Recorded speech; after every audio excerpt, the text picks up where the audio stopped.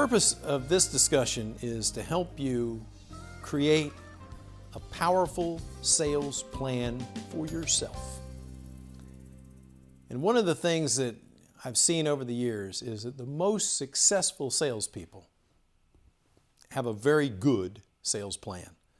And I want you to have the best sales plan possible for you. And there's a series of questions that you go through and you answer those questions. And as those questions are answered, you are developing your powerful plan. The really neat thing is the questions themselves are relatively easy. The first question is, how do we want to grow? Now, sales growth really only comes from 5 different sources. And if you're looking at the little planning matrix we put up in front of you, you can see that there are 5 boxes numbered 1 through 5. And I want to talk to you about each one of those boxes so that you can begin thinking about 2 things. Number 1, how much business needs to come out of each of those boxes for you to be successful? And number 2, what are the activities that you need to do in each of those boxes to be effective over the course of the year? So obviously, the first way to grow your business is sell more of exactly what you're selling into a customer that you're already selling to.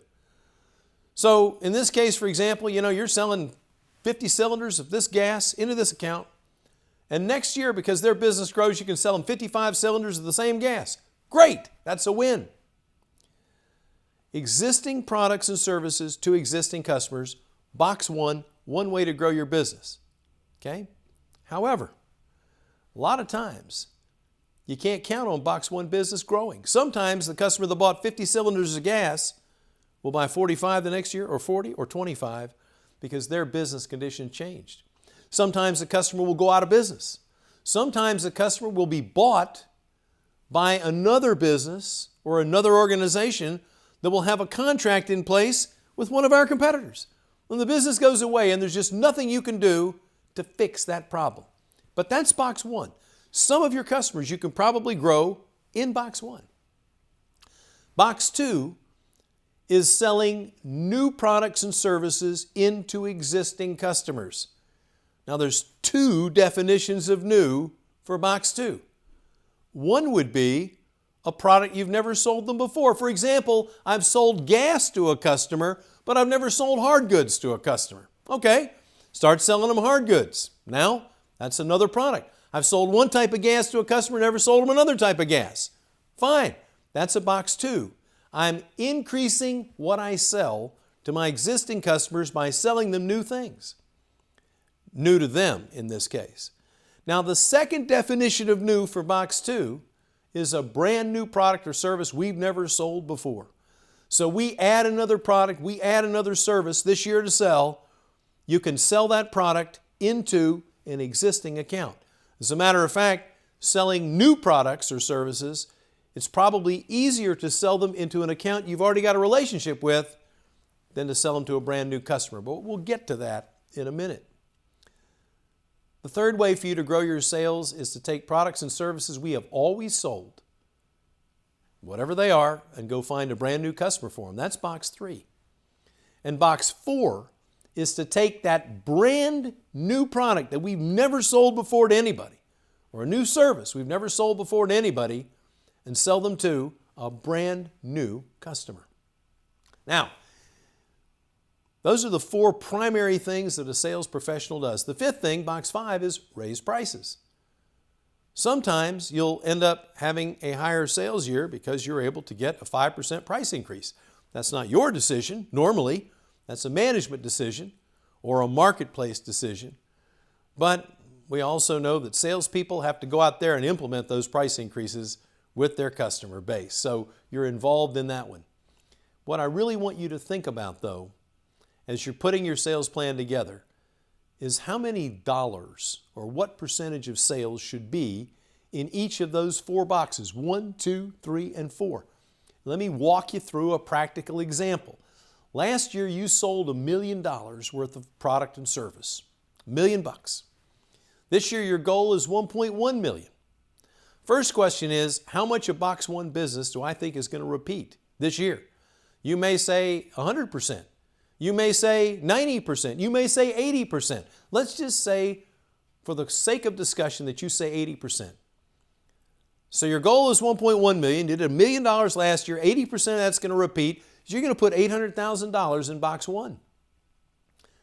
Now you have a $300,000 gap though, not a $100,000 gap, but a $300,000 gap in your territory. So where is that going to come from? Is it going to come from box two? Do you have customers you can go to sell them a second or a third or a fourth product that you're not currently selling them? And if so, how many dollars need to go in box two? Do you need to take the products we've always sold and go find some brand new customers this year? What percentage of your sales should come from brand new customers this year? And then box four would be, they added 3 new products for me to sell. These 3 products don't really go into my existing accounts. I need to go to some brand new customers and sell them those 3 new products. See, if you start with a sales budget that looks like this, you're going to have a really clear picture not only of where your dollars are supposed to come from, but it'll also drive the activities required to get there. Because if, for example, you say, I'm going to do $100,000 worth of business in box 3, that means that at least, roughly, 10% of the time, at an absolute minimum, you need to be spending time calling on prospects, trying to sell them those products. If you say 20% of my sales or 30% of my sales are going to come from box 2, that means that 20 to 30% of the time, when you go into an existing account, you're not just there to work with them on the business they've already doing with you. You're there to try and introduce another product or service. You see, the reality is that for each revenue target you establish, you have to support that with activities. So the first question is, how would you fill this out for your territory based on what you know of your customers? What does good sales growth look like for you for next year? Second question, not a hard question, but a powerful question. What do we want to sell? Now, the answer to the question of what do we want to sell really is kind of based on 2 things. Number one, our company, Matheson, they have some things they really want us to go out there and sell. So we start with that list. Here are the things that we really need to sell this year. That's step 1. Step 2 is, let me look at my territory and see what the opportunities are within my territory. Could be that there are lots of opportunities for some products and very little opportunities for others. You need to know your territory well enough to be able to answer the question of, what do we want to sell? And again, this ties back to the planning matrix we just established. So if you say you're going to get 20% of your sales out of box 2, you've defined the account base, but what products or services do you need to take in there to try and sell? The answer to this question tells you. So if you list a specific product, now it becomes pretty easy. You can look at your calendar and ask yourself a question. How many sales calls do I have to support each one of my focus products right now? You can also look at your opportunity tracker and say, how many total pieces of business are there for each of those focus products in my opportunity tracker? Am I making enough sales calls to find enough pieces of business to accomplish the sales goals that I established for myself when I put my sales planning matrix together? And notice again, these questions aren't hard. How do I want to grow? What do I want to sell? But the answers force you to do certain things. Question 3, who do we want to sell it to? The reality is that given a set of focus products, given the sales goals you've established for yourself, and given the market that you work in, some customers are better for you to call on than others. You're better off spending time with some customers than others. Who are those customers? We ask some questions. What type of customer do you have now? Who are you effective with? What type of customer do you want in the future? Who do you need to be effective with? And then, what are the characteristics of a good customer? You know, the reality, and we all know this to be true, is the easiest customers to get are the customers that are on credit hold with their current suppliers, or the customers that will switch a piece of business for 5 cents off. That doesn't make them good customers. Those are just the easiest. My question to you is, for your territory, for the health of your territory, when you are trying to grow your business, either in box 2, by selling more to who we're currently selling to, or box 3, by going out and getting new customers, how clear are you on the definition of what a good customer looks like? What's the minimum potential a customer needs to have? Not the first year's sales, but the potential. Does the customer need to have at least $10,000 worth of potential sales to justify the effort to open them up? I'm not saying you won't take an order from a $5,000 customer. You will. But the question is, where do you want to spend your time? What are the focus industries? Who are the focus customers? The focus prospects? And what are the characteristics that make a customer good for you, for your territory? Question 4, another simple question. What does a good order look like? The worst answer is any order. Now, don't get me wrong. I'll take an order that's phoned in. Probably not a problem. As long as the customer can pay their bills and it's something we sell, I'll take any order. My question is, you as a sales professional, what type of opportunities should you spend your time on?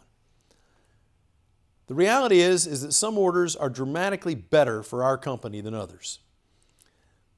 So we need to recognize the definition of good and try and make orders good orders. Now, I've got some questions. How large is the order? How many dollars is it? What's the minimum gross profit target for an order? Does it contain a focus product or service? Is it to a focus customer? How many items, how many line items are on that order? What makes an order a good order? You have to be very clear about that, or else you won't necessarily spend your time in the places that give you the best return on your time. Now, please understand it's okay if not every order is a good order. It's even okay if you work on some orders that aren't good orders. But think about how much more effective you become as a sales professional. If you've got this good order definition in front of you and you're working that at all times to make as many orders as possible, meet our definition of good. Now, the next planning tool I want to give you is the planning matrix. Now, what you can see in front of you are our focus products, A, B, C, and D. There may be one or two more than that. Those are put in priority order across the top. And then the focus customers and prospects in your territory are listed from the top to the bottom down the left-hand side of the page, your sales planning matrix.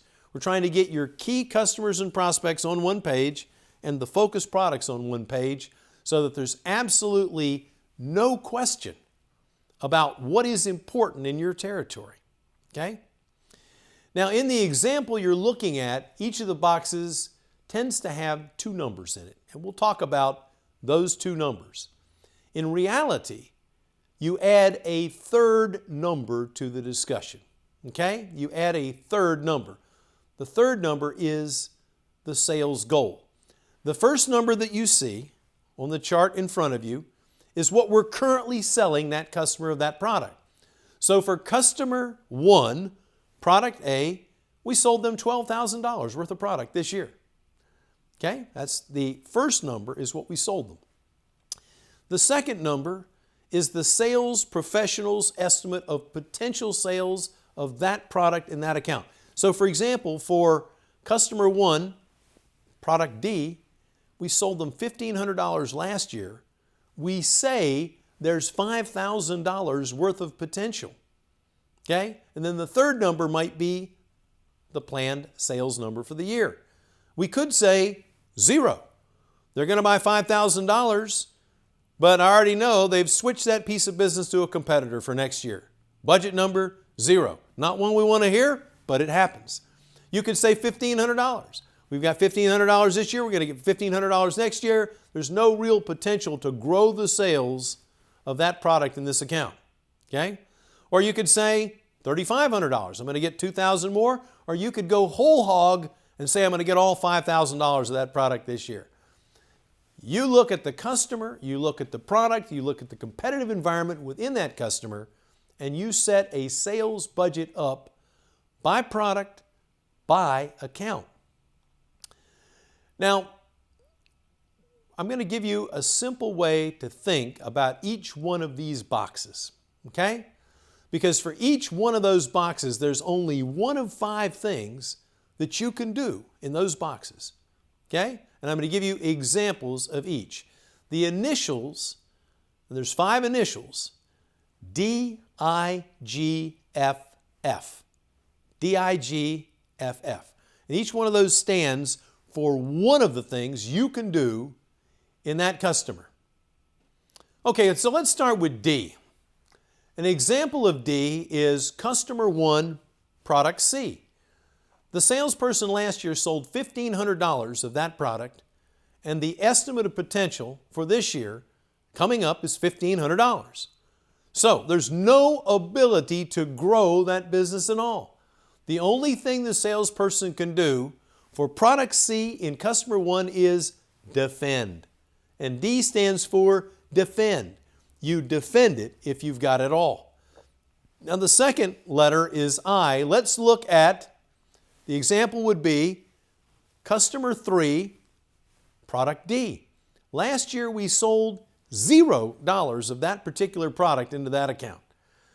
The salesperson knows there's $10,000 of potential sale for that product in that account for next year. And let's just say, for the sake of argument, the salesperson says customer will buy at least $5,000 of it from me. Fine. So we sold them $0. There's $10,000 worth of potential. I'm going to sell them $5,000 in the upcoming year. I is introduce. You introduce a product if you've got none of it. If you remember our sales planning matrix, that would be a box 2 sale, okay? In other words, I've already got the customer, I'm just selling a new product into that customer. That's introduce, okay? Now, the third example is the letter G, and an example of that would be Customer 2, Product D. Last year I sold $2,000 of that product. There's $10,000 worth of potential. Let's say, for the sake of argument, we set a $5,000 sales goal. I'm going to get half of it this year. That G stands for grow. The 3 primary things that you can do as a salesperson: you can defend it if you've got it all, you can introduce it if you've got none of it, and you can grow it if you've got some of it. Those are the 3 primary strategies that you can use to attack any account that you've got. Defend, introduce, or grow. The question is, can you dig it? Now there's 2 letters left. There's 2 F's, and I'm going to give you an example of the F's. Let's look, for example, at Customer 1, Product B. Last year I sold them $0 of Product B. What's the potential? I don't know. What's the first thing I got to do? Find out. It could be there's no potential to sell that product in the account for next year, or it could be there's $20,000 worth of potential. The first job of a salesperson is to answer the question, how much potential sales exist for that product in that account? After you find that out, then it would become, in this case, an introduce, or maybe just not something we worry about. The final F of D-I-G-F-F is best illustrated by Customer 2, Product C. Last year the sales were 0. What's the estimated potential of sales for that product for next year? 0. What do you got to do? Forget about it. You either defend it if you've got it all, you introduce it if you've got none of it, you grow it if you've got some of it, you find out if you don't know what's there, and you forget about it if it can't be sold. You make it simple. Simple processes. You've got a sales plan put together like this, which is really just taking your planning matrix, your 1, 2, 3, 4, 5 box, expanding it out based on the way you've answered the questions previously. Who are my target accounts? Who are my target prospects? What are my focus products? You put it all on one piece of paper like this, and now you've got a simple sales plan that you can execute. Because now, let's look at it. We're going to go through each of these. You can see for each account, and we're going to talk about the actual sales activity required in each account for what you can see. So you got customer number 1, product A, find out. Product B, find out. Product C, defend. Product D, grow, assuming that the second number is also the sales budget. Customer number 2, product A, grow. Product B, find out. Product C, forget about it. Product D, grow. Then you go down to customer 3.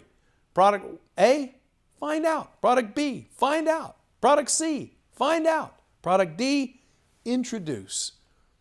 Now you can look every time you make a sales call on customer 1, 2, or 3, and you can ask yourself a question. Am I doing something to drive the right kind of sales in the right accounts and prospects? The planning matrix in practice. 3 little bullet points for you to consider. Number 1, you need to review the current sales at your top 5 customers. Top 5. I'd really appreciate you consider expanding it, but start with your top 5 because that's a simple number that you can deal with. Apply DIGFF and create simple account strategies for those top 5 accounts. And then simply ask yourself the question, what do I need to do? Because believe me, the activities will suggest themselves when you've put that together. You'll either need to call on an account and try and defend a piece of business, call on an account, try and introduce a new piece of business, or you'll go into an account and find out that there's just no point in working on trying to sell that product in that account from then on. Selling is complicated because it's people. It's easy, though, when you look at it from a process orientation. The final thing we're going to talk about is the time spent in planning will clarify your strategy. And I've got 4 little bullet points here which I want to cover with you. Number 1, how much business should come from new customers this year? You got to be real clear on that to answer your planning matrix. And once you've answered that question then, and you know what a good target account looks like, you're going to know exactly how many prospective customers you need to put on your target list and go after this year. Second question is, what percentage of your sales needs to come from new products? Once you define what those products are and you know where the customers are that you can sell them, you'll know not only where you need to go to sell them, but roughly how much effort you'll have to put into trying to sell them. Who are the target customers? Who are the customers that you need to work hard to defend to make sure that you keep that business? What are the market segments where your new customers should come from? Be real clear also on what a good order looks like. If you were to look at the good order definition you put together, or maybe one you put together with your manager, and look at the pieces of business you're working on right now, how many of the opportunities that you're working meet the definition of a good order?